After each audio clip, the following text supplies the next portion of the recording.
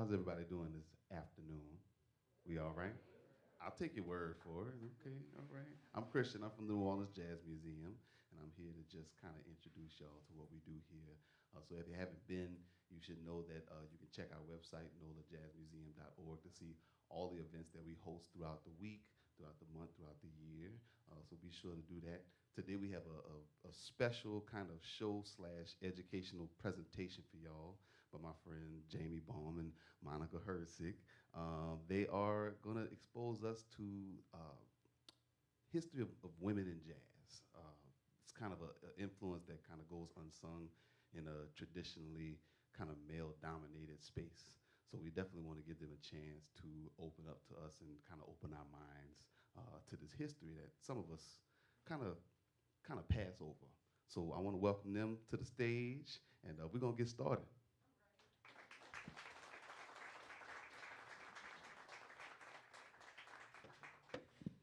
Thank you so much. It's a real great treat to be here. And actually, I want to invite you, if you're around at 5 o'clock, we'll do a concert out there on the balcony, and we'll team up with two of the really amazing regional musicians, a bassist and a drummer, and play some of our Sheroes music. So come on out if you can. But for now, what I wanted to do, so let me share a little bit about myself. So my name is Monika Herzig. You hear a little bit of an accent. In ancient times, in 1988, I got a scholarship to go to the US, and I said, I'm going to go and become a jazz musician. That's what I want to do. And I bought a one-way ticket, and that exchange program is still going. So we made it work. I took the boyfriend too, and we're still married, so that's a good thing. And we started at the University of Alabama, and then went to IU, Indiana University, in Bloomington, Indiana, where we still live. And then 2 years ago, I also took a job in Vienna, in Austria, at a university for jazz and popular music. So now I'm going back and forth between the continents, and it's great. And when I got here in '88, that was different times. and I observed for a long time us instrumentalists, and always wondered why, when if you close your eyes and you imagine a jazz band on stage, right? Just try that for a minute. Just imagine you're going into a club, there's a jazz band on stage. How does this band look like? Anybody wants to share? There's some players, right? There's a trumpet player, probably, a saxophone, a piano, some shades, some cool, groovy-looking guys. Maybe a vocalist, right? Right. So traditionally, that's kind of how we imagine this. This is how we are predetermined to see this, because that's what we see. And about 10, 11 years ago, after always being the one girl in the band, everybody going, "Oh, look at you!" Then I was like, there must be. It can't be. There must be some reason. So I dug a little deeper, and I also founded a group. I called it the Sheroes, and I went into the New York scene, and I called all the greatest women I could think of. And we started recording and touring, and with the idea, let's just change how we imagine that look on stage and make it look different. and it was super fun.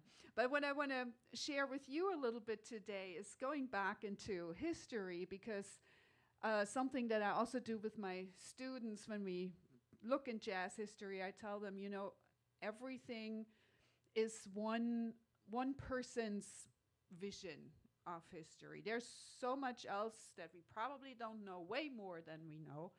And it's way more fun to go and find treasures, because there's so much more to it. So I usually send them on a treasure hunt and go find find cool things. And if we go on a treasure hunt and look back, so there's some slides on the side so you can peek every so often. But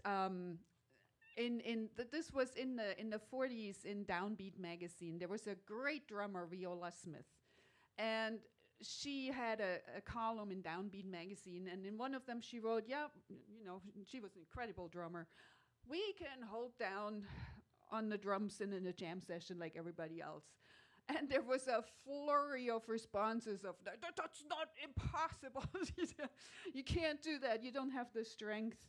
And by now we actually have rebunked that idea.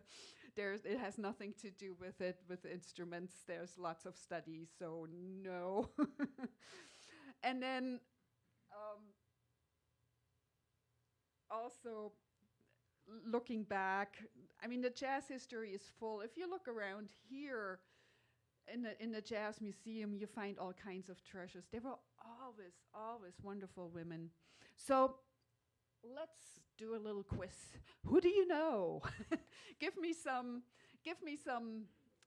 women instrumentalists that you can think of. Carla Bley. We're going to play a song of hers. Carla Bley, great composer, pianist. Who else? Nina Simone. Ingrid Jensen, trumpet player, also the dean of the Manhattan School of Music, where Jamie Baum teaches. That's somebody I need to get to know. Thank you. What's she play? Cool. Who else? Florence Price was a great composer. Mm-hmm. Yep, there we go. Mary Lou Williams. Maria Schneider, great composer and conductor. All right, give me a trombonist. You guys are good. You're experts. Let's make it a little hard. Well, give me a drummer.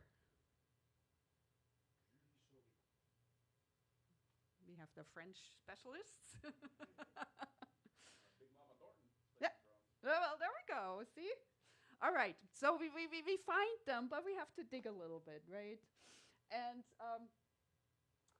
so here's just a few little picture collages. They're really, really great women. There's Esperanza Spalding, for example, in the corner is making a big mark, or Eliane Elias up there. Lots and lots of great ones. So that was just a little, and vocalists. But I'm gonna go back way in history. So I live in Bloomington, Indiana. Anybody close Midwest here? Yay, where are you from? Michigan. Woo. Where? Goshen, all right. You're close. Let's see who's actually the furthest traveler here. Who came here outside the U.S.? Oh, Seattle is pretty far, though. So Seattle, anybody further than Seattle? Germany, where from? Stuttgart region. You're my neighbor there. I'm a fellow Schwabe.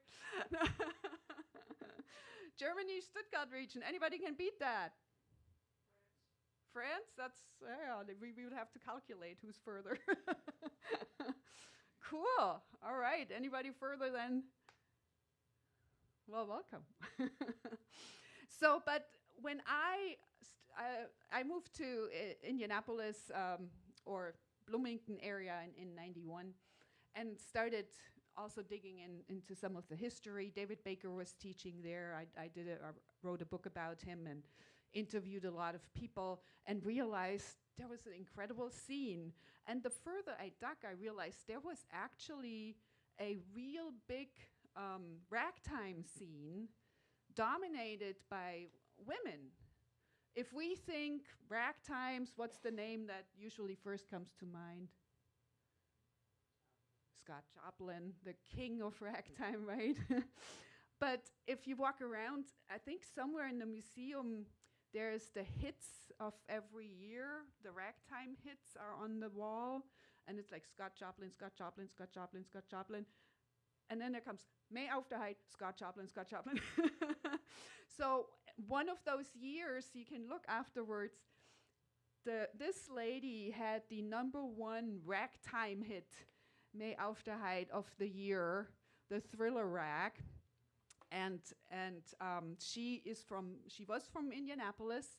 She was born in 1888, and like every good lady in the house, learned to play piano. Got fascinated by this ragtime music. Was kind of the entry of the piano into jazz. You know, you see here a lot of marching bands in the streets. And so the piano had a little rough beginning because you can't really hang it around your neck and march. So the piano came in from the more classical side, started ragging, meaning you have these offbeat rhythms with the two hands, and it was all written out before, you know, it became more improvised. So she was very popular. She only wrote, of course, until she was 18, because what happened then? She got married, and that was not the thing to do. But we do have a few. Her father was a publisher and published those ragtimes. So let's go on a Thriller rag. The Thriller was the roller coaster.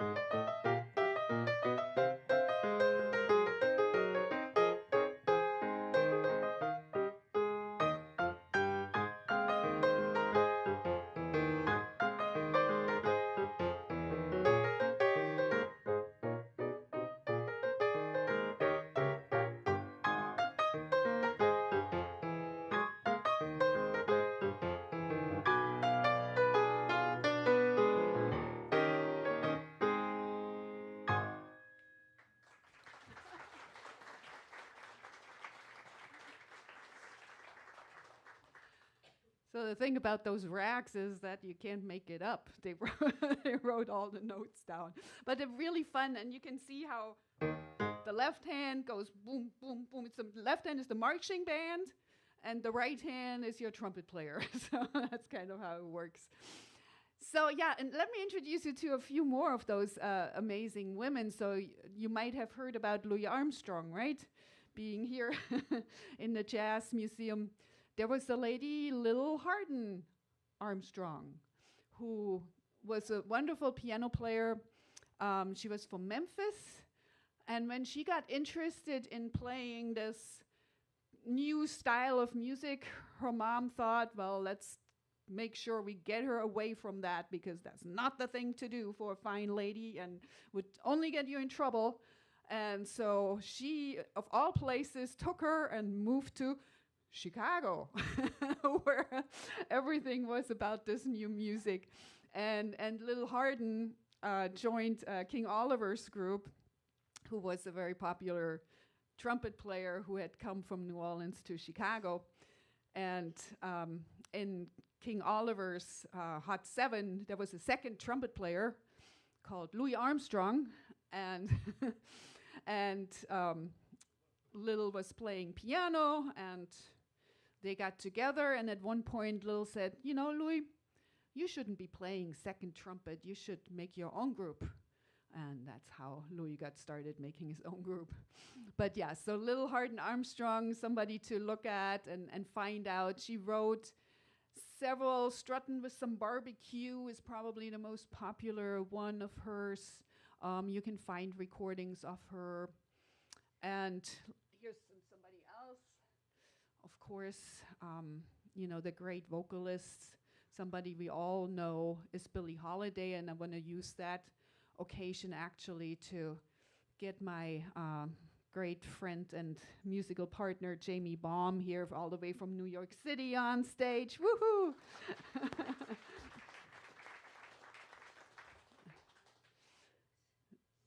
So Billie Holiday's story also being one that she would be always touring with the big bands in tour buses, often mixed bands. It was a very rough life to do that, and she had to manage.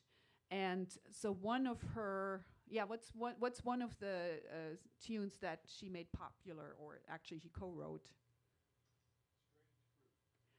Yeah, she didn't co-write that, but she made it popular, and that was a very important statement that she did there. Yeah, no, she didn't write, but she didn't co-write that either. For the one I'm thinking of, she actually wrote the lyrics.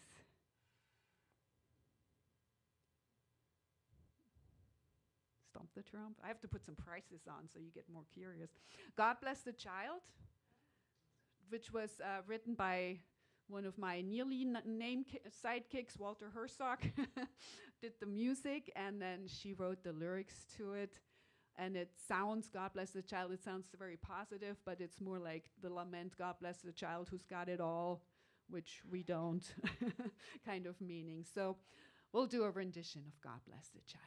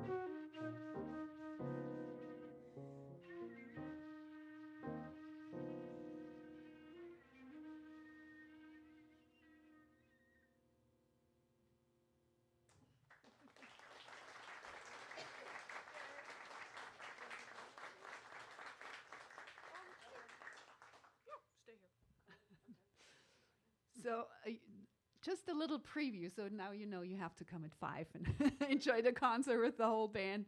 She is really one of our premier jazz flutists, players, composers, period, that we have right now, if you look in the downbeat bowls.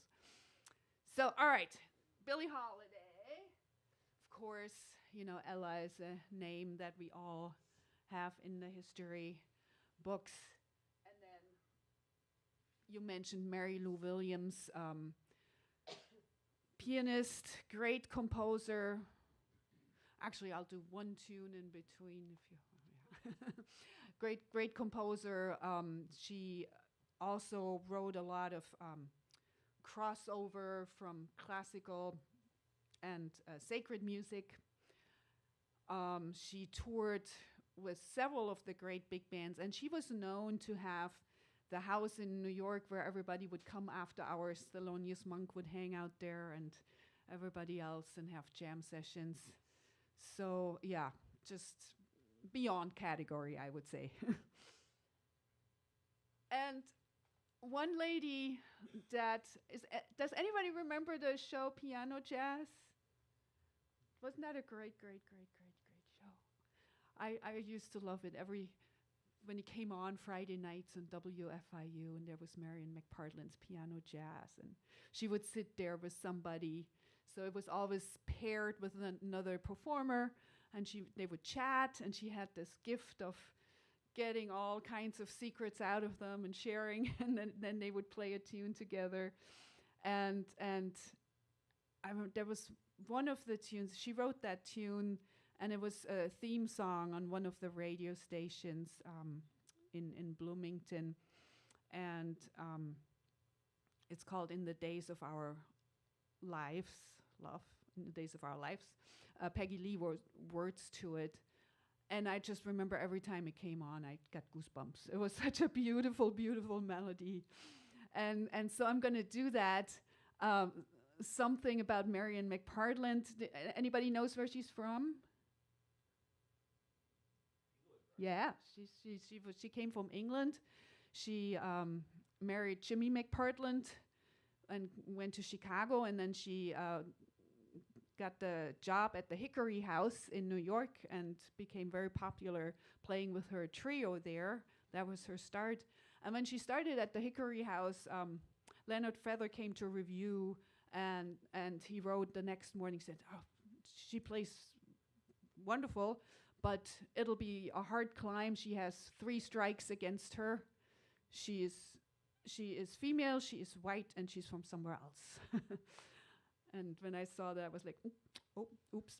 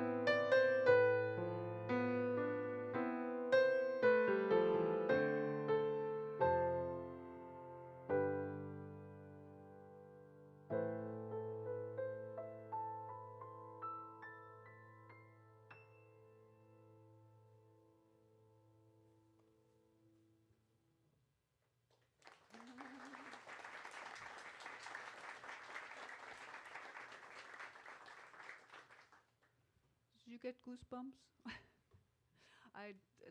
There's something about this gorgeous melody that makes it work. And talking about gorgeous melodies, so well, here's an interesting phenomenon. A friend of mine, Kay Ray, she's a documentary filmmaker, and she made a documentary called Lady Be Good. You can probably find it lots of places.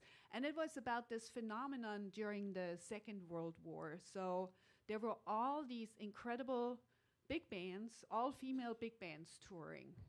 Of course, there was space because a lot of the men had to go to war. And so there was room and they were needed. And there were some really, really wonderful bands. And one of them, probably the most prominent one, was the International Sweethearts of Rhythm. Incredible story, too. They came out of an orphanage in Mississippi. And it was part of the curriculum. One of the teachers had the idea, what if we put them together and have them make music? And it was an all-girl big band. And then they went touring and realized that's way more fun than being in the orphanage, so they didn't return and found some more players and toured quite a bit as the International Sweethearts of Rhythm. Of course, once the war was over, you know, the places and spaces got reclaimed and most of these big bands disbanded and a lot of the players disappeared from history, but it's very, very worthwhile checking out. There's some really, really cool documents. Now we have everything on YouTube, right? So have a look, the International Sweethearts of Rhythm. And from Indianapolis, I think we had somebody from Goshen, Indiana, right? So in Indianapolis, we had a great legacy on Indiana Avenue. Some of the greatest players, Wes Montgomery, Freddie Hubbard, J.J. Johnson, Slide Hampton, David Baker, they all grew up together there. And Slide Hampton was actually the youngest of a family of the 13 kids, the Hamptons. And when I got to Indianapolis, the Hampton sisters, the older sisters, were still very active and very influential on me. Dawn Hampton was in New York for a long time as a dancer and vocalist. And I was a great role models to have. And that's part of it too. If you see somebody, something, and you can identify yourself and say, I want to do that too, that will draw you in and make the difference. So one of my role models, somebody mentioned Carla Bley earlier, right?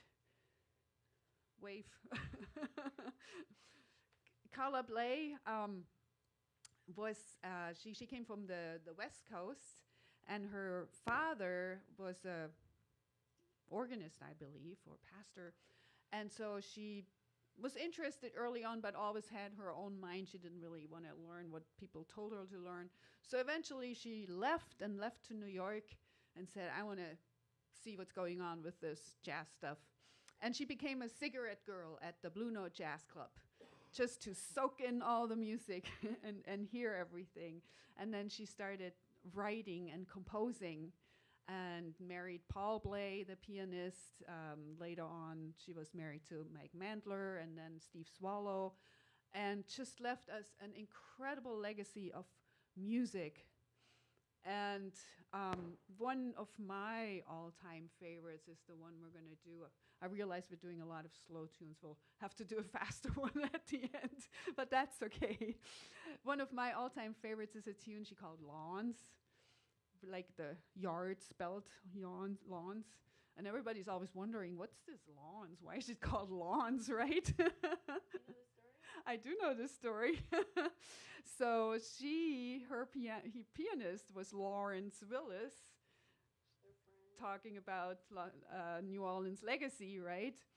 And they often would rehearse at her space.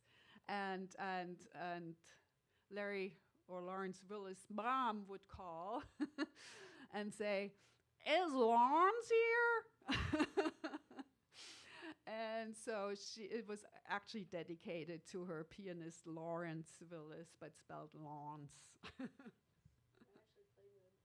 who Jamie actually played with. So there we go.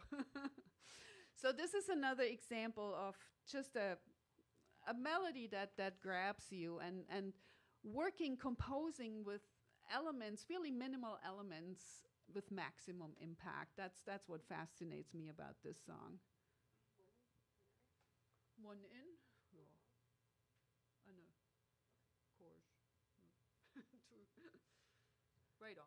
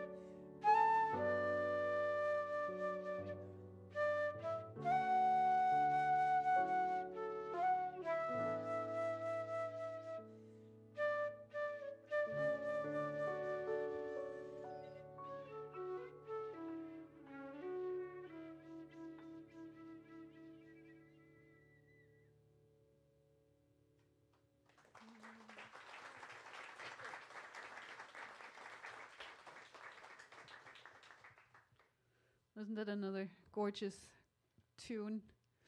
So, okay, so here's my band. But But before, yeah, I wanted to see if we got any questions and maybe chat for a minute, and then we'll play play one more in case you might get asked. So yeah, since we're here and amongst us, and I would love to see if you have any questions or any comments or any thoughts so far. Feel free.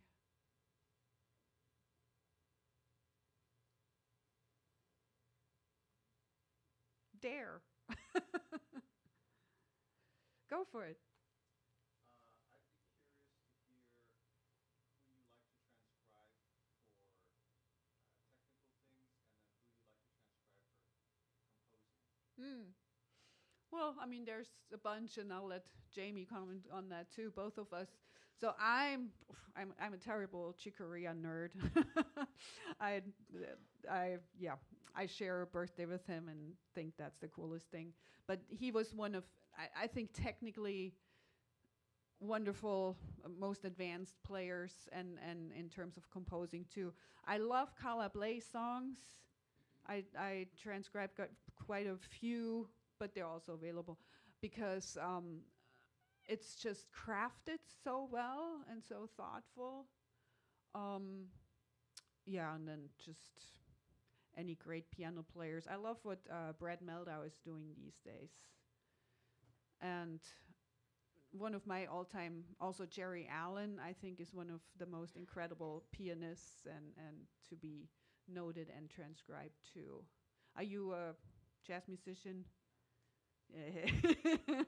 Piano player. But yeah, Jamie, do you have any thoughts on? Well, when I was first starting for a long time, especially on flute, there weren't a lot of, dedicated flute players. I mean, there were a few that I transcribed, like Hubert Laws, Eric Dolphy, James Moody, some of the great people. But, I always really transcribed more of the people that were influential, anywhere from Louis Armstrong to Dexter Gordon to Miles Davis and Coltrane and all that. I think to learn the language, it's so important to do that.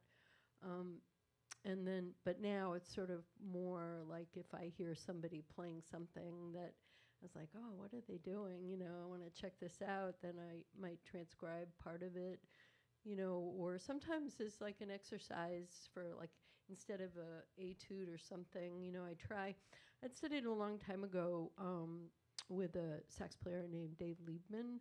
And, he said one of the things that he did on a daily basis is he would either take a lick or a tune and just, try to play it through 12 keys, So a lot of times I'll try to do something like that every day as a way to just get my brain and fingers working and to absorb more of the language. And then in terms of composition, I don't really transcribe full compositions so much. And of course, nowadays you can find almost anything anywhere. But if I hear something that, I can't really figure out or I really like a couple of years ago, I was listening a lot to, there was both Nate Wood and Aaron Parks. And Aaron Parks had this really interesting bass line that was like in 14/8, and I was like, what are they doing, So I transcribed that, tried to figure out, and then I was like, oh, okay. Then, sometimes just listening to something sounds really strange, and then if you really slow it down or check it out, then it's, oh, that's what it is, I mean, I think that's true with a lot of progressions, too. Like if you look back at, Bill Evans, something, I don't know if familiar with his music, but he was one of the people really influential in terms of changing and reharmonizing things. And he wrote a piece called Very Early. And there's one part where like the bridge goes to like B major to like A flat, 7 to D flat. And, if you sit down on a piano, you can just see that it's really, if you put a bass note down there, it's maybe an E flat minor, 7 flat 5, or, just things like that you would, at first value, looking at them, what is that? And then if you sit down or you really listen, then it's helpful. So things like that are more frequently, and just doing a lot of listening. That really. So all the people who are now going, what is she talking about of E flat minor 7 and transcribing? So let me explain a little bit how jazz musicians do this. So, sometimes, my sister, who is very not jazz at all, she sometimes asks me, what do you guys actually do on stage? Do you just make something up? I was like, sort of, but not quite. So it's somewhat like, if you would stand up and someone would say, make a speech on a topic, right? So you would have to draw on everything but do it in the moment. You wouldn't have the luxury of having worked out this speech since 2 months and then reading it. But you would still probably do a good speech, and the more you know about that topic, probably the speech would be better. And it's kind of like what we do. We gather a lot of information on jazz chords, on melodies, on rhythms, and we'll learn them so our muscles remember them. So transcribing means we write out somebody's solo or what they played, and then you'll learn it, and then your fingers will remember. And if you played it in lots of different keys, even better. And then when the moment comes, you have a repertoire that you can draw from. How you put it together, that's the creative aspect. And, you never know. And that's the cool aspect. That depends on if you're in the New Orleans Jazz Museum and you're doing something really special, or if you are in an elementary school for 20 kids, or if you do one-on-one teaching, it'll be different. But it's that repertoire to have. So I just wanted to clarify, because I assumed that some were going, what you do? It's also, like learning a language. Like if you were learning French or German or something, it's like at first you learn some words, but the more vocabulary you learn and the more you absorb it, and you start, they always say, well, if you're dreaming it or you're thinking of it, then suddenly you're not really thinking about where is the bathroom. It just, and then you can put the words together in different orders because you've really absorbed it. And jazz or any other style of music is really a language, learning the phrasing and learning the articulation and the feel and all the elements that make it sound like what it sounds like, because like, if you put a radio on, anybody have a radio anymore, but if you put a radio on and change channel, what, that's rock, or that's pop or classical, because there's characteristics. So it's really, absorbing the language. Right. Okay, other questions you might have? Yeah, go for it. I was wondering what pedals you're using. We like the technical stuff. I have 3 pedals. I used to have more, but it's hard to travel these days, so have to streamline everything. I have a reverb pedal. I have it's called a shapeshifter, but it gives you octave or more octaves. And then I have what's called a preamp, which allows me to go directly in there and change the volume if I want, and to go directly into the amplifier. Cool. Anything else? You're curious?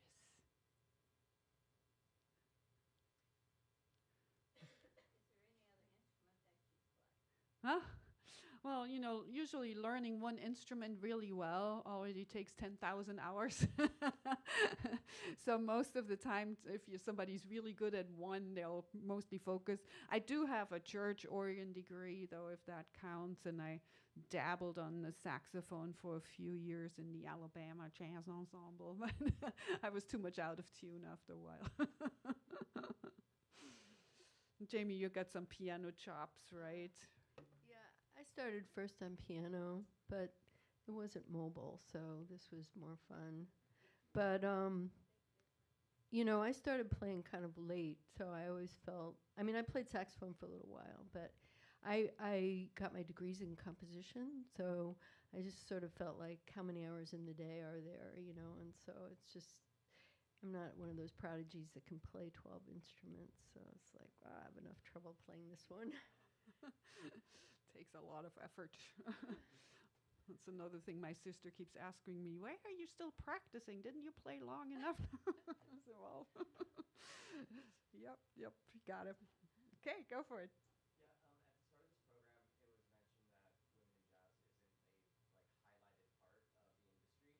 that women in jazz isn't a highlighted part of the industry. So I wanted to know what your experience was, what both of y'all's experience was trying to break into jazz, and how you see the industry changing now in 2025, and what that experience might look like, and if there are any young new women jazz musicians that you feel are coming up. I'm sorry, couldn't. There's lots of young, we're looking at the current scene and what some of our experiences are in the industry. And there's some really, really, really great young musicians coming up. We can mention them. But, one of the things, so I'm framing this in a larger piece. I actually put a book, an edited volume out 2 years ago in 22, Jazz and Gender, where we looked at a lot of the issues. And one thing is, always if you have a group that's much smaller than the rest, role models are a crucial issue. As long as role models are missing, it's tricky. And what we still have is things starting really at the bottom. It's always, we know it from research that kids at the age of 3, they know exactly what's appropriate for girls and what's appropriate for boys. So that gets, indoctrinated pretty early. And then when it gets to choosing instruments, there's also certain stereotypes still attached. The trumpets are for the boys and the flutes are for the girls, which they aren't. That's just something we carry with us from the structures. And then, when we get to teaching jazz in middle school, high school, when improvisation is introduced, it's often tricky because girls in puberty do not easily volunteer to do something that's risky, where they could not look perfect in front of their peers. And so it takes different techniques of teaching, making sure that everybody participates and nobody goes in hiding. And so traditionally, this is where we see a lot of this dropout rate that keeps disappearing. So for us, it was still the few, and there's a word for that too, tokenism, where you're always the special one, the unique one, for things you don't want to be unique about. And it is changing very much. And since we're talking about this and thinking about it, that's a big first step. So if you have kids, right, and they get ready to pick an instrument, to leave that door open and make sure to go into it without giving any directions and things like that. Young players, who are my favorite young players? Who are your favorite young players right now? Nicole Glover, yes. Great saxophone player.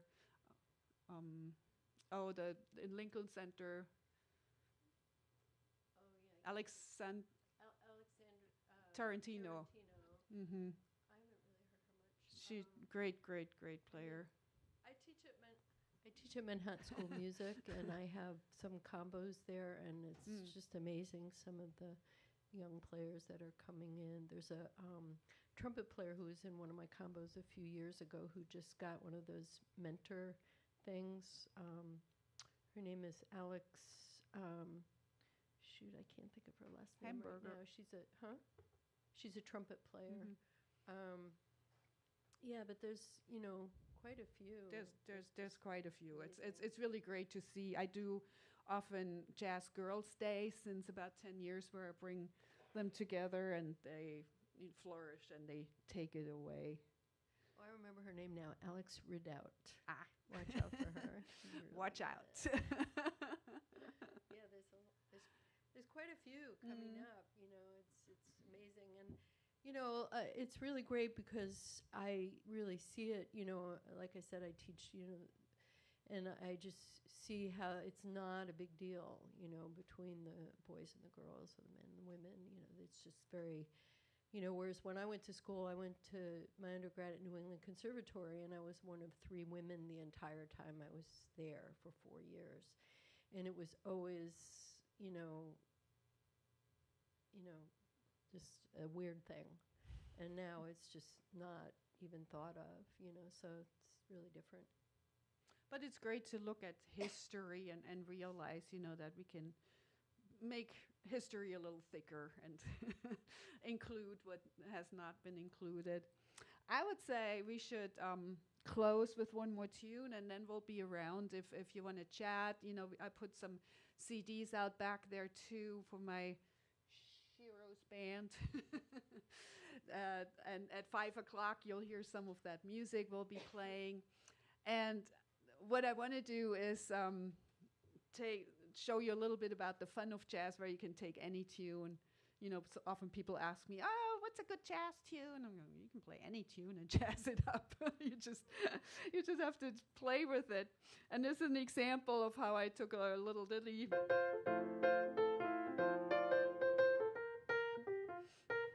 You know, you got the whole world and made it very different. So you can think about what happened here. But this is, I called it The Whole World in Her Hands, because it's ours.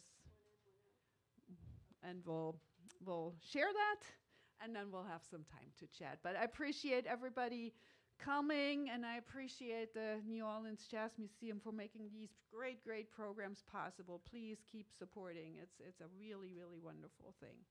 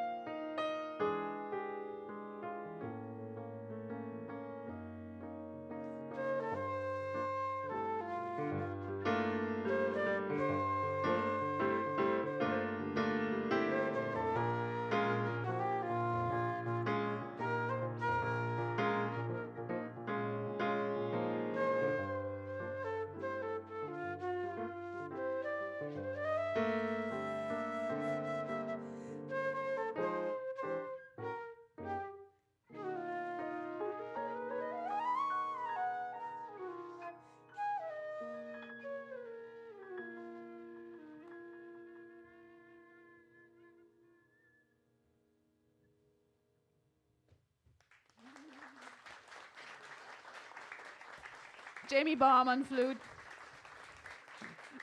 Now Monika Herzig. Thank you so much for coming.